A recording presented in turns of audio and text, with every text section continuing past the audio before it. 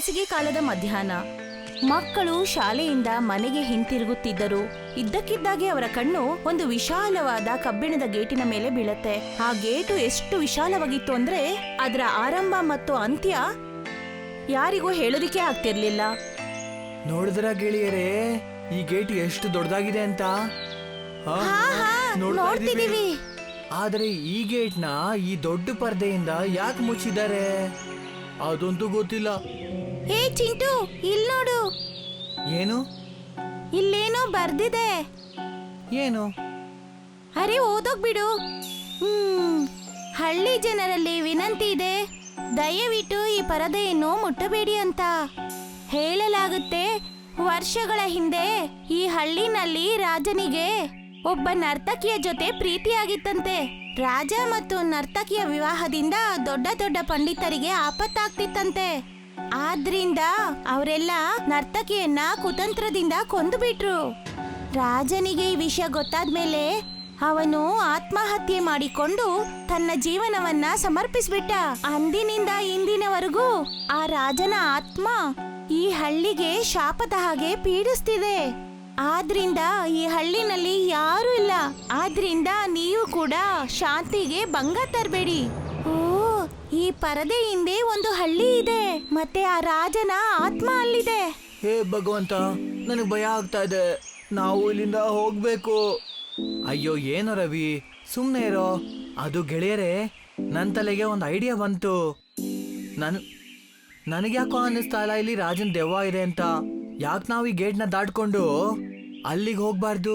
ಯಾರಿಗೊತ್ತು, ನಮ್ಗೆ ಖಜಾನೆ ಸಿಕ್ಕಿದ್ರು ಸಿಗ್ಬಹುದು. ಖಜಾನೆನಾ? ಚಿಂಟು, ನಿನಗೇನಾದ್ರೂ ಹುಚ್ಚಿಡ್ದಿದೇನೋ? ನಾವು ಸುಮ್ಮನೆ ಮನೆಗೆ ಹೋಗ್ಬೇಕು. ಅಯ್ಯೋ, ಆದ್ರೆ ರವಿ ಸರಿಯಾಗಿ ಹೇಳ್ತಿದ್ದಾನೆ. ನಾವ್ ಈ ಕೂಡ್ಲೆ ಹೊರಡ್ಬೇಕು.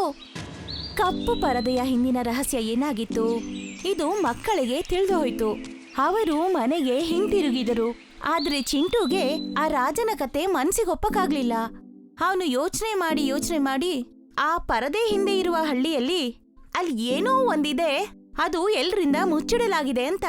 ಆದ್ರೆ ಒಬ್ಬ ಚಿಂಟು ಏನ್ ಮಾಡಕ್ ಸಾಧ್ಯ? ಅವನು ಆ ಹಳ್ಳಿಯ ವಿಷಯವನ್ನ ತನ್ನ ತಲೆಯಿಂದ ತೆಗೆದು ಹಾಕ್ತಾನೆ. ಮಾರನೇ ದಿವಸದಿಂದ ಸೈಲೆಂಟ್ ಆಗಿ ಅವನ ಸ್ನೇಹಿತರ ಜೊತೆ ಶಾಲೆಗೆ ಹೋಗಕ್ಕೆ ಶುರು ಮಾಡ್ತಾನೆ. ಒಂದಿನ ಚಿಂಟು ಅವರ ತಂದೆ ಜೊತೆ ಹೊರಗಡೆ ಹೋಗಿರ್ತಾನೆ. ಅವರು ವಾಪಸ್ ಬರುವಾಗ ತುಂಬಾನೇ ತಡ ಆಗಿರತ್ತೆ. ಅಪ್ಪ, ನನಗೆ ತುಂಬಾ ನಿದ್ದೆ ಬರ್ತಾ ಇದೆ, ನಾನ್ ಮಲ್ಕೋಬಹುದಾ? ಹಾ ಮಗ್ನೆ, ಮಲ್ಕೋ. ನಾವು ಮನೆ ತಲುಪ್ತಿದ್ದಾಗೆ ನಾನಿನ್ನ ಎಬ್ಬಿಸ್ತೀನಿ. ಅಪ್ಪನ ಮಾತನ್ನ ಕೇಳಿ ಚಿಂಟು ಸುಮ್ನೆ ಹಾಗೆ ಮಲಗ್ಬಿಟ್ಟ. ಸ್ವಲ್ಪ ಸಮಯದ ನಂತರ ಇದ್ದಕ್ಕಿದ್ದ ಹಾಗೆ ಚಿಂಟುವಿನ ಮುಖದ ಮೇಲೆ ಒಂದು ಬೆಳಕು ಬೀಳತ್ತೆ. ಅವನು ನಿದ್ದೆಯಿಂದ ಏಳ್ತಾನೆ.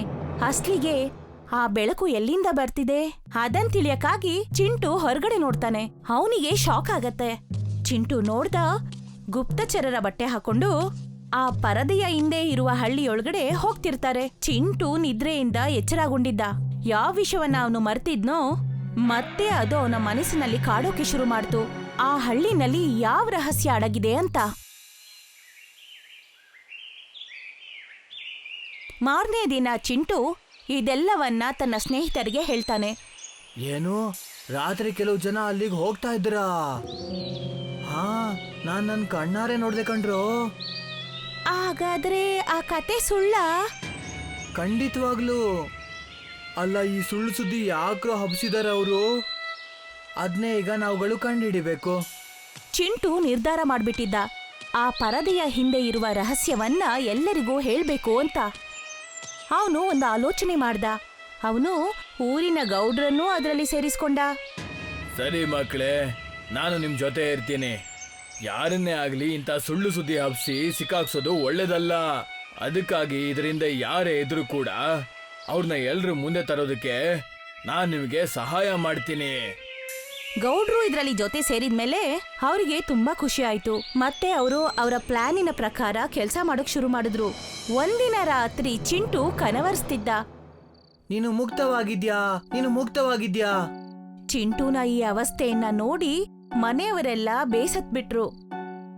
ಅರೆ, ಈ ಮಗುಗೇನಾಗ್ತಿದೆ? ಚಿಂಟು ಚಿಂಟು ತಾಯಿಯ ಧ್ವನಿ ಕೇಳಿದ್ರೂ ಕೂಡ ಚಿಂಟು ಕಣ್ ತೆರಿಲಿಲ್ಲ. ಇದಕ್ಕಾಗಿ ಚಿಂಟು ಅವನ ಮುಖದ ಮೇಲೆ ನೀರಿನ ಕೆಲವು ಹನಿಗಳನ್ನ ಹಾಕ್ತಾರೆ. ಮತ್ತೆ ಚಿಂಟು ಗಡಿಬಿಡಿಯಿಂದ ಎದ್ದು ಕೂರ್ತಾನೆ. ಅಮ್ಮ ಅಮ್ಮ. ಅಯ್ಯೋ ನನ್ ಕಂದ, ಏನಾಗಿತ್ತು ನಿಂಗೆ? ನೀನ್ ಆರಾಮಾಗಿದ್ಯಾ ತಾನೇ? ಅಮ್ಮ, ನನಗೆ ತುಂಬಾ ಕೆಟ್ಟ ಕನ್ಸು ಬಿತ್ತು. ಕೆಟ್ಟ ಕನ್ಸ?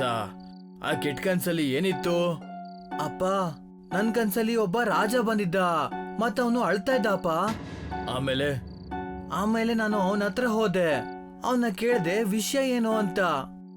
ಮತ್ತೆ ಅವನು ಏನು ಉತ್ತರ ಕೊಟ್ಟ? ಅವನು ಉತ್ತರ ಕೊಟ್ಟ ಅವನಿಂದ ತಪ್ಪಾಗಿದೆ ಅಂತ. ಯಾವ ಹುಡುಗಿನ ಅವನು ಪ್ರೀತಿಸ್ತಿದ್ನೋ ಅವಳನ್ನ ಸಾಯಿಸ್ದವ್ರ ಮೇಲೆ ಇವನು ಸೇಡ್ ತೀರ್ಸ್ಕೊಂಡಂತೆ. ಅಯ್ಯೋ, ಇದಂತೂ ಆ ಪರ್ದೆ ಹಾಕಿರೋ ಊರಿನ ಕತೆ ಅಲ್ಲ. ಹಾ, ಆದ್ರೆ ರಾಜನ ಸೇಡು ಪೂರ್ತಿಯಾಗಿತ್ತು ಅಂದ್ರೆ ಮತ್ತೆ ಅವನು ಯಾಕೆ ಅಳ್ತಿದ್ದ? ಯಾಕಂದ್ರೆ ಅವನ್ ಹೇಳ್ದ ಎಷ್ಟೋ ವರ್ಷ ಆಗಿದೆ, ಆದ್ರೂ ಕೂಡ ಅವನು ಅದೇ ಬಂಗ್ಲೆಯಲ್ಲಿ ಸುತ್ತಾಡ್ತಿದ್ದೇನಂತೆ. ಆ ಭಯದ ಕಾರಣದಿಂದಾಗಿ ಇಡೀ ಊರ್ನವರೆಲ್ಲ ಊರ್ ಬಿಟ್ಟು ಹೋದ್ರಂತೆ. ಮತ್ತೀಗ ಆ ಊರು ಪೂರ್ತಿ ಖಾಲಿಯಾಗಿದೆ. ಇದಂತೂ ತುಂಬಾ ಕೆಟ್ಟದಾಗೋಯ್ತು. ಆದ್ರೆ ಒಳ್ಳೆ ವಿಷಯ ಏನು ಅಂದ್ರೆ ಅವನು ಈ ಸಲ ಈ ಊರಿನ ದೇವಿ ಪೂಜೆ ಆದ್ಮೇಲೆ ಅವನು ಇಲ್ಲಿಂದ ಹೊರಟೋಗ್ತಾನಂತೆ. ನಿಜವಾಗ್ಲೂನಾ? ಹಾ ಅಮ್ಮ, ಇನ್ನು ಆ ಊರ್ಗೆ ಯಾವುದೇ ತೊಂದರೆ ಇರಲ್ಲ. ಚಿಂಟುನ ಮಾತನ್ನ ಕೇಳಿ ಅವರ ಮನೆಯವರೆಲ್ಲ ಖುಷಿಯಾದ್ರು. ಮತ್ತೆ ಚಿಂಟುನ ಕನಸಿನ ಮಾತು ಇಡೀ ಹಳ್ಳಿಯಲ್ಲೆಲ್ಲ ಹರಡ್ಬಿಡ್ತು. ಇದರ ಪ್ರಭಾವದಿಂದ ಊರಲ್ಲಿ ಇದರ ಬಗ್ಗೆ ಚರ್ಚೆ ನಡೀತು. ಇಷ್ಟು ವರ್ಷ ಆದ್ಮೇಲೆ ಎಲ್ರಿಗೂ ಆ ಪರದೆಯ ಹಿಂದೆ ಏನಿದೆ ಅದನ್ನ ನೋಡೋದಕ್ಕೆ ಅವಕಾಶ ಆಯ್ತು. ಮಾರನೇ ದಿನ ಹಳ್ಳಿನಲ್ಲಿ ದೇವಿಯ ಮಹಾಪೂಜೆ ಇದ್ದಿದ್ರಿಂದ ಸಂಭ್ರಮ ಶುರುವಾಗಿತ್ತು. ಜನರು ಖುಷಿಯಿಂದ ಓಡಾಡ್ತಿದ್ರು. ಕಡೆಗೂ ಮಹಾಪೂಜೆ ಶುರುವಾಯ್ತು. ಎಲ್ಲಾ ಜನರು ಆ ಪೂಜೆನಲ್ಲಿ ಪಾಲ್ಗೊಂಡ್ರು. ಅದರ ಮಧ್ಯದಲ್ಲಿ ಚಿಂಟು, ನಿನ್ ಕನ್ಸಿನ ನಾಟಕದ ಮಾತು ಕೆಲ್ಸ ಮಾಡ್ತು. ಹಾ, ಇಡೀ ಊರ್ನವ್ರಿಗೆ ಶಾಪದಿಂದ ಮುಕ್ತಿ ಸಿಗುತ್ತೆ, ಎಲ್ರೂ ಸ್ವತಂತ್ರರಾಗ್ತಾರೆ. ಇದೇ ವಿಷಯ ಚರ್ಚೆ ಆಗ್ತಾ ಇದೆ. ನಮ್ಗೆಲ್ಲ ಇದೇ ಬೇಕಾಗಿತ್ತಲ್ವಾ? ಇನ್ನು ಪೂಜೆ ಮುಗಿಬೇಕು ಅಷ್ಟೇ. ಅದಾದ್ಮೇಲೆ ಇದರಿಂದ ಯಾರಿದ್ದಾರೆ ಅಂತ ಎಲ್ರಿಗೂ ಗೊತ್ತಾಗುತ್ತೆ. ಚಿಂಟು ಮತ್ತು ಅವನ ಸ್ನೇಹಿತರು ಬಹಳ ವಿಶ್ವಾಸದಿಂದಿದ್ರು. ಯಾವಾಗ ಮಹಾಪೂಜೆ ಮುಗೀತೋ ಆಗ ಘೋಷಣೆ ಮಾಡಲಾಯ್ತು. ಪೂಜೆಯ ನಂತರ ಎಲ್ರೂ ತಮ್ಮ ಮನೆಗೆ ಹೋದ್ರು ಮತ್ತು ಶಾಂತಿಯಿಂದ ನಿದ್ರಿಸಿದ್ರು. ಆದ್ರೆ ಮಧ್ಯರಾತ್ರಿಯಲ್ಲಿ ಚಿಂಟು, ಕಿರಣ್ ಮತ್ತು ರವಿ ಸದ್ದಿಲ್ಲದೆ ಆ ಗೇಟಿನ ಪರದೆಯ ಹಿಂದೆ ಹೋದ್ರು. ಅಲ್ಲಿ ಹೋದ್ಮೇಲೆ ಅವ್ರಿಗನ್ನಿಸ್ತು ಅಲ್ಲಿ ಯಾರೂ ಇಲ್ಲ ಅಂತ. ಅವರಿಗೆ ನಿರಾಶೆಯಾಯ್ತು. ಅರೆ ಚಿಂಟು, ಇಲ್ಲಿ ಯಾರೂ ಇಲ್ಲ ಚಿಂಟು. ಅರೆ ಹಾ. ಆಗ ಅವರಿಗೆ ಏನೋ ಸದ್ದು ಕೇಳತ್ತೆ. ಆ 3 ಜನ ಬೆರ್ಗಾದ್ರು. ಆಗ ಊರಿನ ಗೌಡ್ರು ಅಲ್ಲಿಗೆ ಬರ್ತಾರೆ. ಮಕ್ಕಳೇ, ಏನಾದ್ರೂ ಗೊತ್ತಾಯ್ತಾ? ಹಾ, ಅವರು ಒಳಗಡೆನೆ ಇದ್ದಾರೆ ಅನ್ಸತ್ತೆ. ನಮ್ಗೀಗೇನೋ ಸದ್ದು ಕೇಳ್ತು. ಸರಿ, ನಾನು ಪೊಲೀಸ್ನವ್ರಿಗೆ ಇನ್ಫಾರ್ಮ್ ಮಾಡಿದ್ದೀನಿ. ಇನ್ನೇನ್ ಪೊಲೀಸ್ನವರು ಇಲ್ಲಿಗೆ ಬಂದ್ಬಿಡ್ತಾರೆ. ಮಕ್ಕಳು ಮತ್ತು ಗೌಡ್ರು ಆ ಗೇಟಿನ ಬಳಿ ಸದ್ದಿಲ್ದೆ ನಿಲ್ತಾರೆ. ಆಗಲ್ಲಿಗೆ ಪೊಲೀಸರು ಬರ್ತಾರೆ. ಅವರು ಪೂರ್ತಿ ಗೇಟನ್ನ ಆಕ್ರಮಿಸ್ಕೊಳ್ತಾರೆ. ಆದ್ರೆ ಎಷ್ಟೇ ಹೊತ್ತಾದ್ರೂ ಯಾರೂ ಹೊರಗಡೆ ಬರ್ಲಿಲ್ಲ. ಅವರಿಗೆ ನಿರಾಶೆಯಾಯ್ತು. ಎಲ್ಲರೂ ಸೇರಿ ವಾಪಸ್ ಹೋಗೋ ನಿರ್ಧಾರ ಮಾಡ್ತಾರೆ. ಅಷ್ಟ್ರಲ್ಲಿ ಆ ಗೇಟಿನಿಂದ ಶಬ್ದ ಬರುತ್ತೆ. ಯಾರೋ ಆ ಗೇಟನ್ನ ತೆರೆದು ಹೊರಗೆ ಬರ್ತಿದ್ರು. ಎಲ್ಲರ ಉಸಿರು ಒಂದು ಕ್ಷಣ ನಿಲ್ಲತ್ತೆ. ಎದೆ ಬಡಿತ ಹೆಚ್ಚಾಗತ್ತೆ. ಯಾವುದಕ್ಕಾಗಿ ಅವರು ಕಾಯ್ತಿದ್ರೋ ಅದೇ ಆಯ್ತು. ಆ ಗೇಟಿನ ಹೊರಗೆ 2 ಕಳ್ಳರು ದೊಡ್ಡ ದೊಡ್ಡ ಚೀಲಗಳೊಂದಿಗೆ ಹೊರಗೆ ಬರ್ತಾರೆ. ಅಯ್ಯೋ, ಇದೇನಿದು? ಸಿಕ್ಕಾಕೊಂಡ್ವಿ. ಇಲ್ಲಿಂದ ತಪ್ಪಿಸ್ಕೊಳ್ಳೋದ್ರ ಬಗ್ಗೆ ಯೋಚನೆ ಕೂಡ ಮಾಡಬೇಡಿ. ಪೊಲೀಸ್ನವರು 4 ಕಡೆಯಿಂದ ನಿಮ್ಮನ್ನ ಸುತ್ತುವರೆದಿದ್ದಾರೆ. ಮತ್ತೆ ಆ 2 ಕಳ್ಳರು ಸಿಕ್ಕಾಕೊಳ್ತಾರೆ. ಪೊಲೀಸರಿಗೆ ಅವರ ಚೀಲದಿಂದ ಎಷ್ಟೊಂದು ಚಿನ್ನ ಮತ್ತು ಬೆಳ್ಳಿಯ ನಾಣ್ಯಗಳು ಸಿಗತ್ತೆ. ಇದನ್ನೆಲ್ಲ ನೋಡಿ ಪೊಲೀಸರು ದಂಗಾಗ್ತಾರೆ. ಅವರು ಕಳ್ಳರನ್ನ ವಿಚಾರಣೆ ಮಾಡಿದಾಗ ಅವರಿಗೆ ಏನ್ ಗೊತ್ತಾಗತ್ತೆ ಅಂದ್ರೆ, ಅದೇನಂದ್ರೆ ನಾವು ಕಳ್ಳರಲ್ಲ, ನಾವು ಈ ಖಜಾನೆಯ ರಕ್ಷಕರು. ರಾಜ ಹೋದ್ಮೇಲೆ ಆ ಖಜಾನೆ ನಮ್ಮ ಕುಟುಂಬದವರು ರಕ್ಷಣೆ ಮಾಡ್ಬೇಕಾಗಿತ್ತು. ಅದನ್ನ ನಾವೇ ನೋಡ್ಕೋತಾ ಇದ್ವಿ. ಆದ್ರೆ ಇಷ್ಟು ವರ್ಷ ಆದ್ಮೇಲೆ ಯಾರಿಗಾದ್ರೂ ಖಜಾನೆ ಬಗ್ಗೆ ಏನಾದ್ರೂ ಗೊತ್ತಾದ್ರೆ ಈ ಖಜಾನೆ ಸರ್ಕಾರ ಜಪ್ತಿ ಮಾಡ್ತಾ ಇತ್ತು. ಮತ್ ನಮ್ಗೆ ಏನು ಸಿಗ್ತಾ ಇರ್ಲಿಲ್ಲ. ಅದಕ್ಕೆ ಎಷ್ಟೋ ವರ್ಷಗಳ ಹಿಂದೆ ಹಬ್ಬಿದ ಗಾಳಿ ಸುದ್ದಿನ ನಾವು ಮುಂದುವರ್ಸ್ಕೊಂಡ್ ಬಂದ್ವಿ. ಆದ್ರೆ ಆ ಖಜಾನೆನ ನಮ್ಮ ಸ್ವಂತಕ್ಕೆ ಬಳಸ್ಕೋಬಹುದು ಅಂತ. ನಮ್ನ ಕ್ಷಮಿಸ್ಬಿಡಿ. ಕ್ಷಮಿಸ್ಬೇಕಾ? ನಿಮ್ಗೆ ಗೊತ್ತಿದ್ಯಾ ನೀವೇನ್ ಮಾಡಿದೀರಾ ಅಂತ? ಜನರನ್ನ ನಿಮ್ಮ ಮೋಸದಿಂದ ಸಿಕ್ಕಾಕ್ಸಿದೀರಾ. ನಿಮ್ಗೆ ಇದಕ್ಕೆ ಸರಿಯಾದ ಶಿಕ್ಷೆ ಸಿಕ್ಕೇ ಸಿಗುತ್ತೆ.